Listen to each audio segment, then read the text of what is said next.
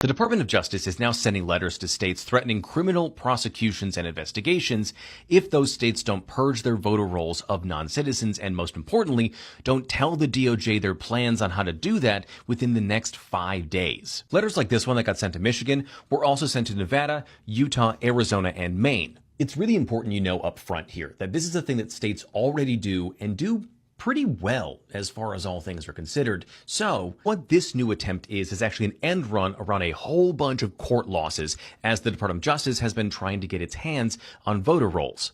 So for like the last year or so, the Department of Justice has been suing some 30 different states for private voter information and access to voter rolls to get access to what they say is massive voter fraud and then non-citizens voting. I'll talk about the stories changing in just a second here, but they have lost at every turn here. They're like 0 for 11 in court decisions, and that's at every level, from district courts to appellate courts.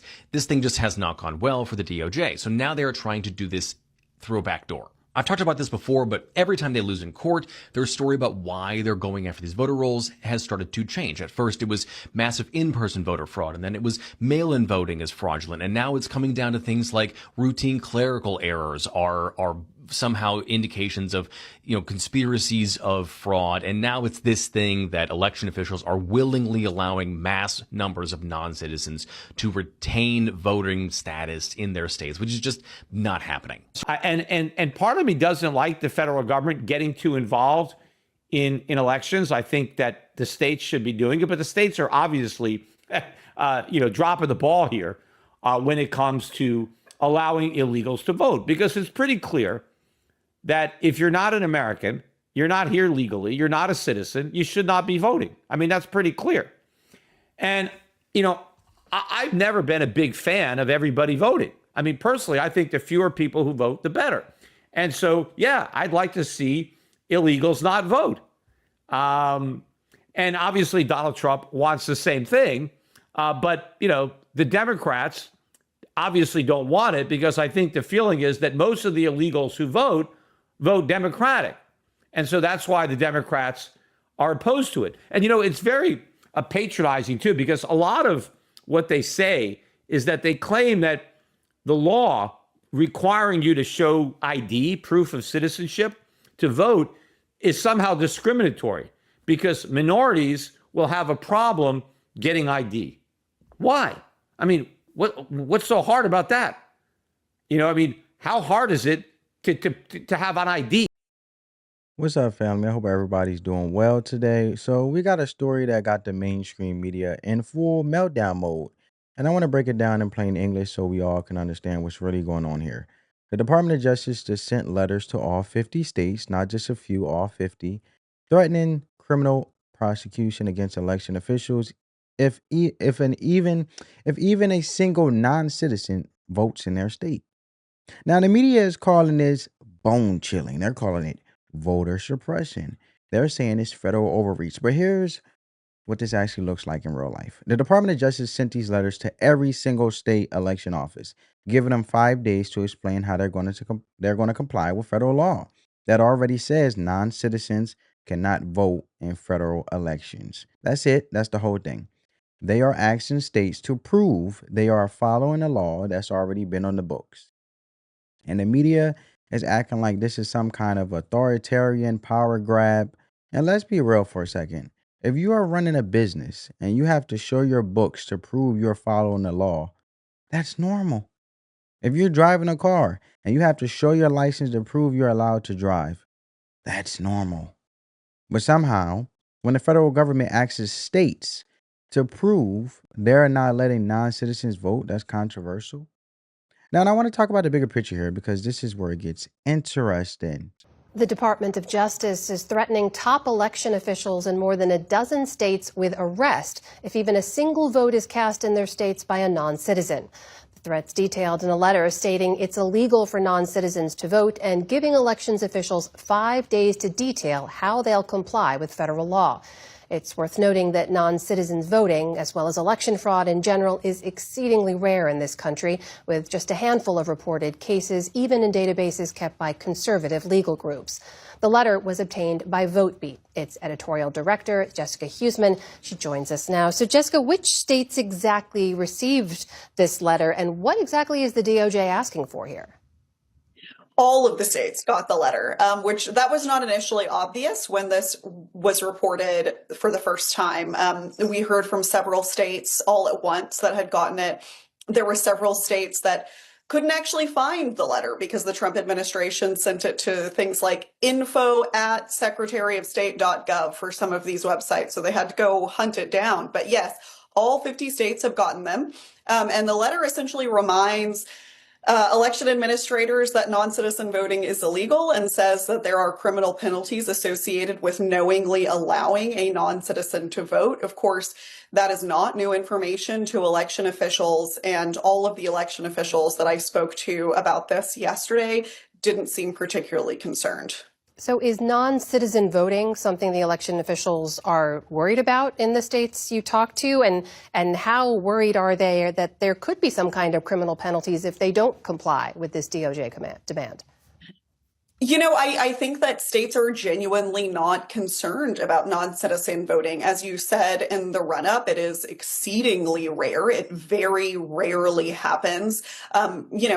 Election administrators, especially in the last couple of years, as the Trump administration has made this sort of their preferred election issue to talk about it, have done things like done huge reviews of their entire state's voter rolls. Georgia just completed that a few months ago, and they did find a few, right? That happens. This is a human-run system, but it's really, really small numbers. And I think the suggestion that election administrators are knowingly allowing people who are not qualified to vote to cast a ballot stretches the imagination. I've been covering this a long time. I haven't met an election administrator that I think would knowingly violate.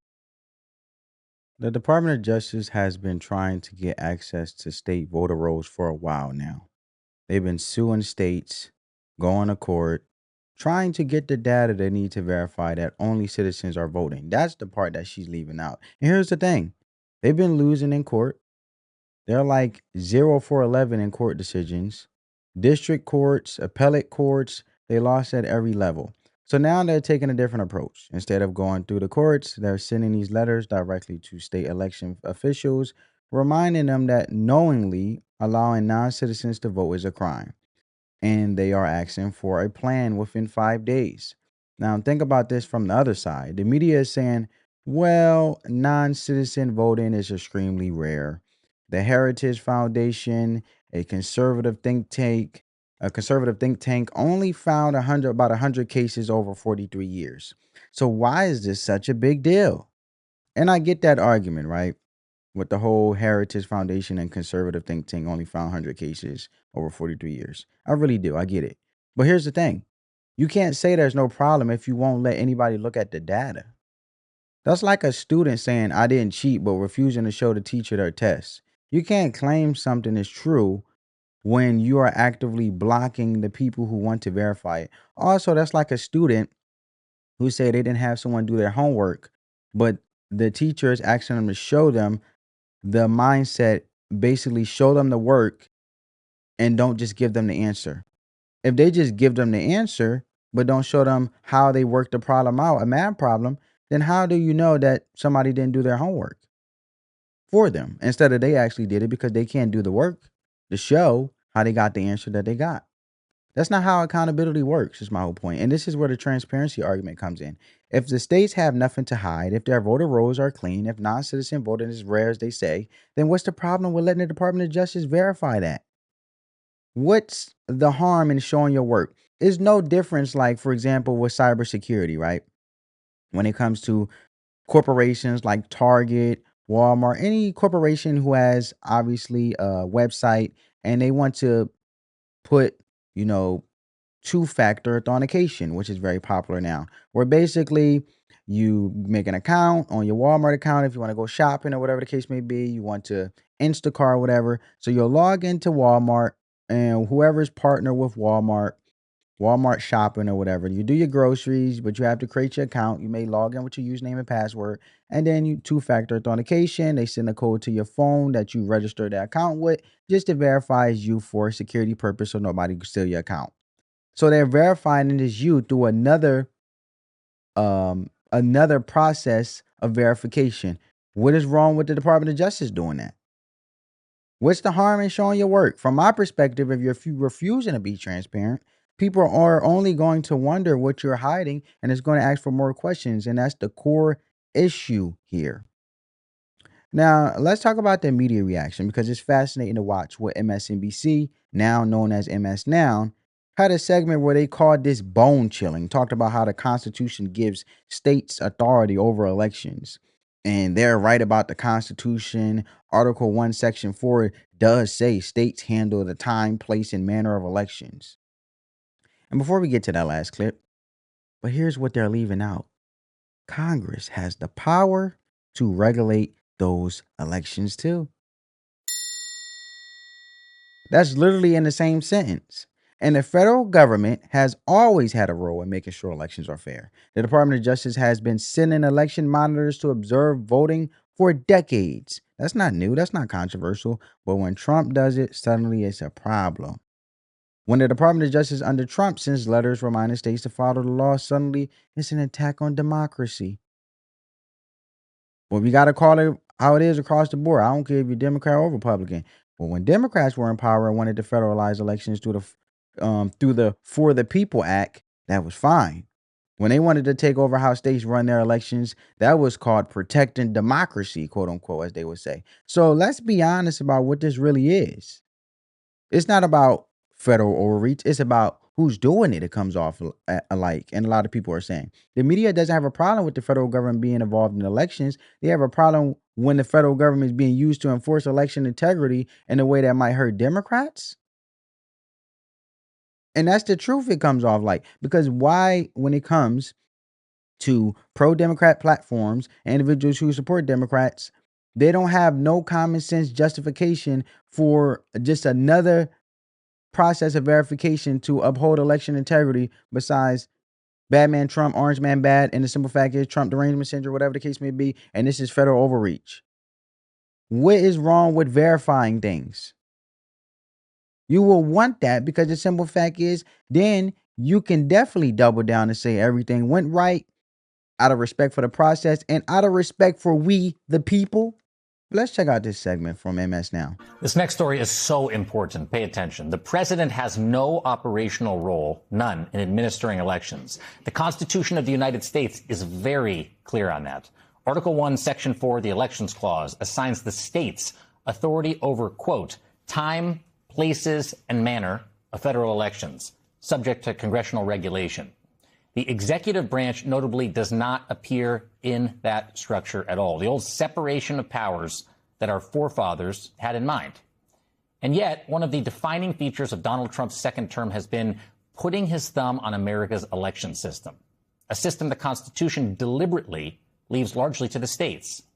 His attacks on our elections are not confined to campaign rallies or press conferences anymore. They're now playing out through the machinery of government, through federal demands for state voter data, through aggressive lawsuits, through legislation aimed at reshaping who actually gets to vote, and direct federal involvement, direct with local election offices.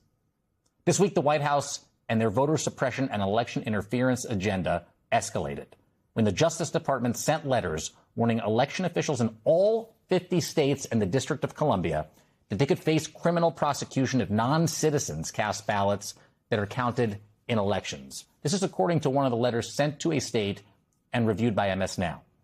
The letters give states just 5 days to demonstrate they are complying with federal voter eligibility laws.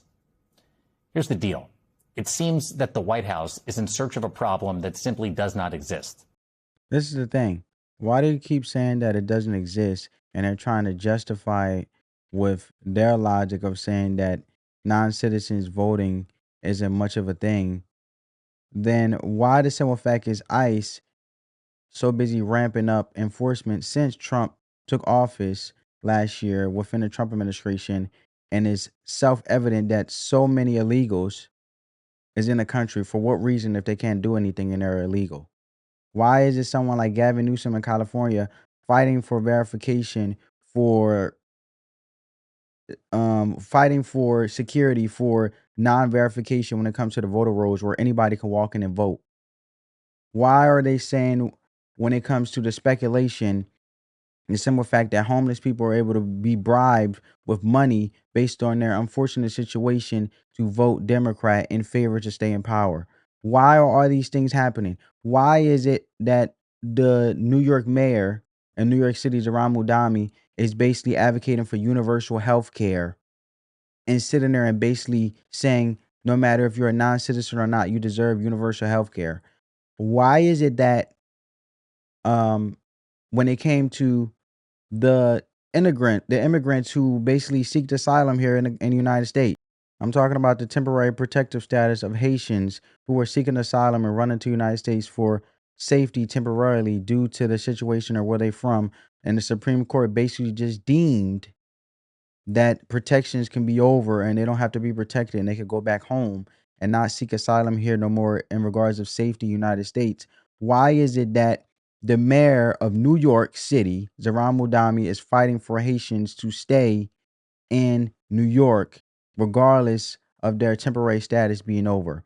So I'm saying, as American people, and we the people are asking these questions, and as hard as you fight to say that there's not suspicions or things to be questionable or to spark someone's sense of ambiguity to why these voter rolls are basically being, um, when it comes to voting, period, it just seems though it's basically being taken advantage of in a way of disrespecting the process, also taking away upholding election integrity. If all these things that are basically abiding by the law and supposed to be followed by the law, but there are protections in certain states that's fighting against the law and keeping individuals here that are non-citizens, what makes you think that there will be no suspicions when it comes to the voter rolls of non-citizens voting? Somebody please makes sense, because that's the overall sentiment when I get out and I go on the streets and I talk to people. They are asking these questions, but they have yet to answer that. But they just want to say, oh, there's no suspicion of non-citizens voted on voter rolls. I'm pretty sure that officials that conduct the elections or election poll workers understand that non-citizens aren't supposed to be voting. Well, how would they be able to know that if they don't have no verification or no voter ID or nothing to go by, if they could just walk in and vote like in California and plenty other states? Where's the verification to know? You can't question them. You got someone like Governor Gavin Newsom in California fighting where you don't question them. Anybody could be able to go in there and walk. And vote and walk in there. What about the simple fact that individuals who used to live in California, there has been reports coming out that even though they reported to the state of California, they no longer live in California, they are still getting mail-in ballots sent to them in another state or at their old address,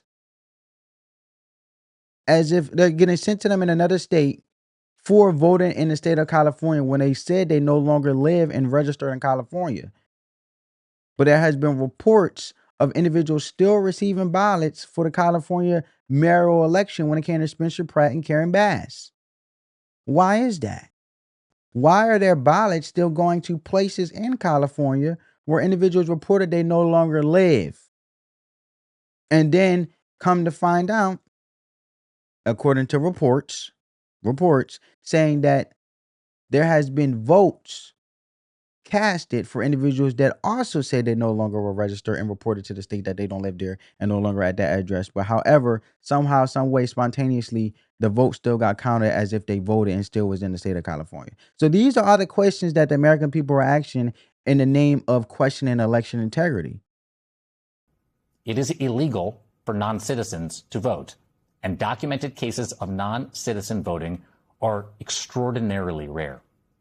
Over the span of 43 years, from 1982 to 2025, the Heritage Foundation, a conservative think tank, found only 100 cases of voter fraud involving non-citizens. Not 100,000, 100. If widespread non-citizen voting is not the actual problem, then what is the problem? And why do they never dispute that Kamala Harris, our former vice president, who our former president, Joe Biden, said she was assigned to basically handle the border, why they never refute the simple fact that she kept the border open and allowed non-citizens to come in America in the first place? They don't have no answers for these questions, it seems though. They just go off of some data website source and stick to that one source. Where's the multiple sources for all the questions that we the people have that I come across and have conversation with individuals, and these are the things a lot of people are saying. Judging by the administration's actions, the objective appears to be expanding federal influence over how states administer their elections. And to that end, the administration has repeatedly gone to court seeking access to state voter rolls and election records. And those efforts have largely stalled. But the threats, they just keep on coming. Citing agency documents, the New York Times reported Tuesday on how FEMA has threatened to withhold 20% of counterterrorism funding from states unless they agree to impose voting restrictions that Trump and his allies want before the November elections. What would this effort do? It would force states to transition to paper ballots, verify citizenship of voters, and make other changes to election procedures according to these FEMA documents. Think about that for a second. Counterterrorism funding has nothing to do with elections. Yet, according to the Counterterrorism. What happens when you invite a stranger in your door when you don't know what they're capable of? Don't you think that would invite any type of danger? It's the same thing with the country. If you don't have national security, it's a threat to public safety. How many times have our border czar, Tom Homan, said that? So if it happens to be a threat in those states who fight for non-citizens to be here, you'll welcome danger at your door also into that state at the detriment when it comes to upholding public safety for American taxpayers, legal immigrants, and individuals who pay taxes and do things the right way and follow the law. So why should the federal government protect you? That's what they're basically sending a message in a way. Why should we give you this funding if you're inviting danger at your door when you don't have to, by just following the process and respecting the process and have another form of verification so we're all safe to also uphold an election integrity? Times, it's now being used as leverage to reshape election policy. And it doesn't stop there.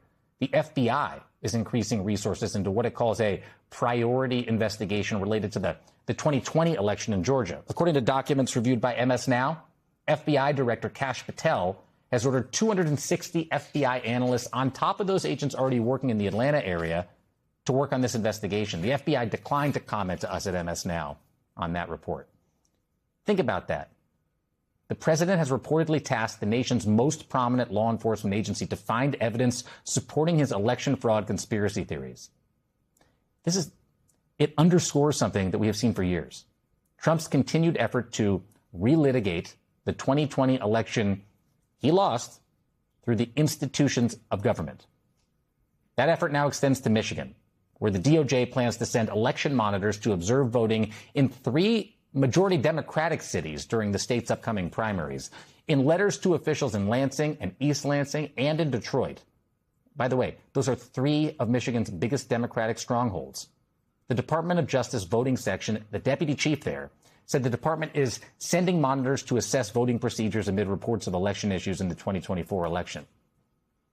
Michigan is hardly a random choice. Trump has repeatedly claimed, without any evidence, that widespread voter fraud cost him that state in 2020. Let's be really clear about that. There is nothing unusual about the Justice Department sending election monitors. The department has done so for decades to help ensure compliance with federal voting rights laws. One action may be routine. Taken together, they tell a very different story. Joining me now is Michigan's Secretary of State Jocelyn Benson. She is also a Democratic candidate for governor of Michigan. Good morning. It's good to see you. Good morning. Good to see you. And absolutely bone chilling to hear what you just presented, because you're right. It's taken individually. One of these things are perhaps routine, but altogether, it tells the story of. And not to mention, it's not just a Democratic thing, because if you want to be honest, the way I could dispute what he's saying, Jacob Subaroff, is because there was also Republican-led states who had non-citizens or suspected non-citizens who were found on voter registration rolls. I mean, we're talking about Texas. We're talking about 66,500 potential non-citizens since 2021. And that's Texas. When you talk about Alabama, that's like 3,251. And this is all based on PolitiFact, right? Where my source is coming from. Ohio, 138 apparent non-citizens. Virginia, right? I mean, come on, man. What we have been going through, not just this year, but frankly, every year since 2020. And election officials are exhausted, but determined to continue standing up to these efforts, no matter how many there are, to ensure at the end of the day our elections continue to be secure. Exactly. And you know, I don't know if our voters know this, but before I was a journalist, I was an election reform advocate. And I often used to say we are 50 ununited states when it comes to voting. And that is by design.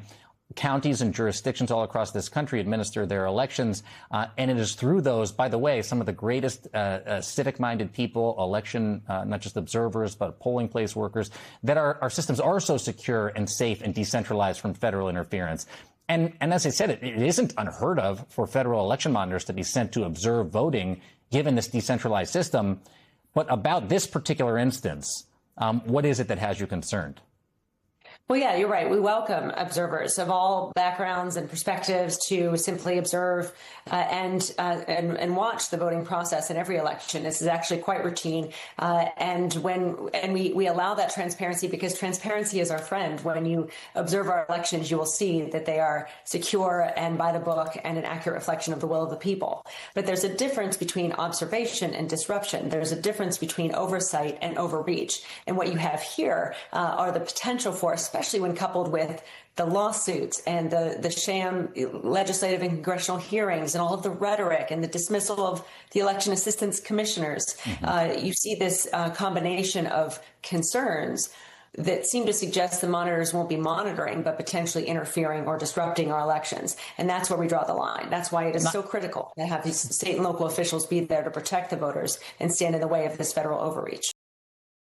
She's talking about the effect, but you peep that she's not talking about the cause.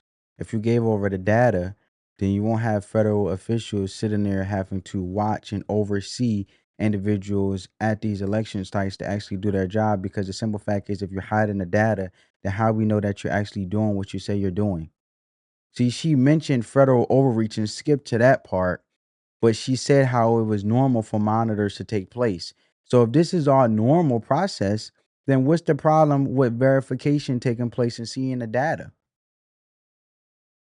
You are not given the data, which is causing the effect of double oversight and verification to take place in regards to the letters being sent out, because the simple fact is you are not complying as you're making it out to be, and it just being federal overreach, right? You can't talk about the effect and just not mention the cause.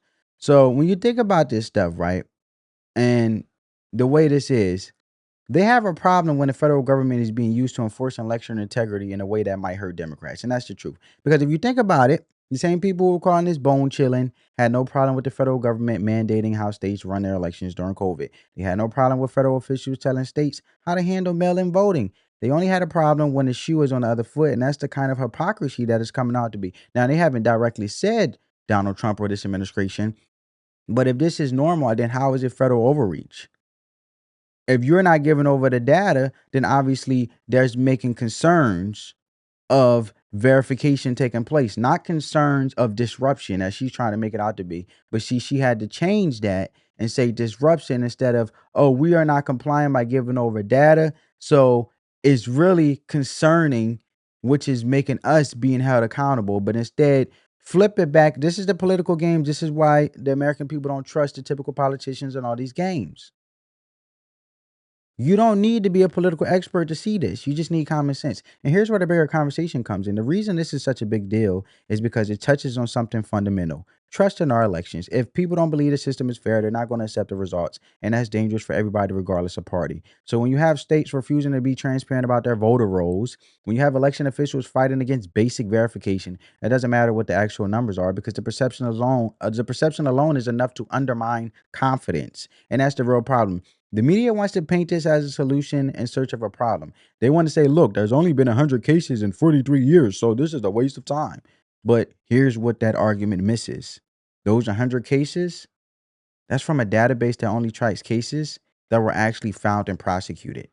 If you're not looking, if you're not checking, how do you know it's really out there? You can't measure what you're not willing to examine. That's basic accounting logic right there. If I told you I did an audit and I didn't actually look at the books, you wouldn't trust my audit. Same thing here. And I think most Americans understand that. They understand that if you're not willing to show your work, there's probably a reason why. So at the end of the day, I think we learned this back in what, middle school? So at the end of the day, just with math, algebra, trigonometry, all those type of things, basic math, show your work, right? You get the credit, you show your work. So at the end of the day, what we're really talking about here, we're talking about whether we can trust the people running our elections to be honest and transparent. As she say, transparency is our friend, but you're fighting against transparency, but you're making it as though as you're complying while deflecting at the same time as though this is just federal overreach. All of a sudden, we don't know why this is happening. So when you fight against transparency, when they call basic oversight an attack on democracy, that tells you everything you need to know. Now, I want to close with something that's been on my mind because this whole situation reminds me of something that applies to all of us, whether you're spiritual or not. There's a verse in the Bible, John chapter 3, verses 20 to 21, that says, "Everyone who does evil hates the light and will not come into the light for a fear that their deeds will be exposed. But whoever lives by the truth comes into the light so that it may be seen plainly that what they have done has been done in the sight of God." And here's why this applies to this situation. The principle is simple. People who are doing the right thing don't mind being in the light. They don't mind being watched. They don't mind having their work verified. It's the people who have something to hide who avoid the light.